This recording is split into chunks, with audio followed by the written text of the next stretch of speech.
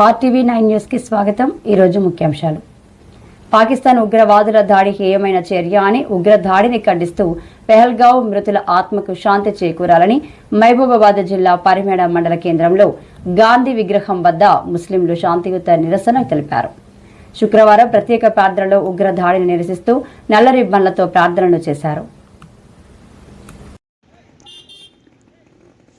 కాశ్మీర్లో టూరిస్టులపై జరిగిన ఉగ్రదాడి యావత్ భారతదేశంపై జరిగిన దాడిగా భావిస్తున్నామని, అమాయక టూరిస్టులను బలిగొన్న పాకిస్తాన్ ఉగ్రవాద దాడిని ఖండిస్తున్నామని మరిపెడ జామా మసీదు పెద్ద మౌలానా ఊదీ ఉజ్జామా తెలిపారు। మరిపెడ మండల కేంద్రంలో ఉన్న జామా మసీద్ కమిటీ సభ్యులు జమ్మూ కాశ్మీర్లోని పహల్గాంలో జరిగిన ఉగ్రదాడికి నిరసనగా శుక్రవారం నమాజ్ ప్రార్థనలకు చేతికి నల్ల బ్యాడ్జీలు ధరించి ప్రార్థనలు చేశారు। ప్రార్థనల అనంతరం గెస్ట్ హౌస్ ఎదురుగా గాంధీ విగ్రహం దగ్గర భారీ ఎత్తున ముస్లింస్ పాల్గొని పాకిస్తాన్ ముర్దాబాద్, హిందుస్థాన్ జిందాబాద్ అంటూ నినాదాలు చేశారు।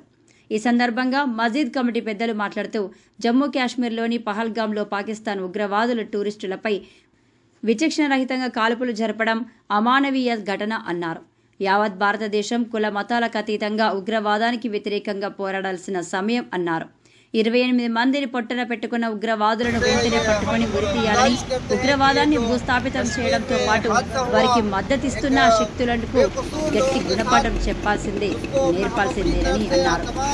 ఈ కార్యక్రమంలో జామా మసీద్ సదర్ Rajab Ali, Tajuddin, Maqsood, Yakub Jani, retired ASI Afzal Miya, Navjawan committee సభ్యులు సర్దార్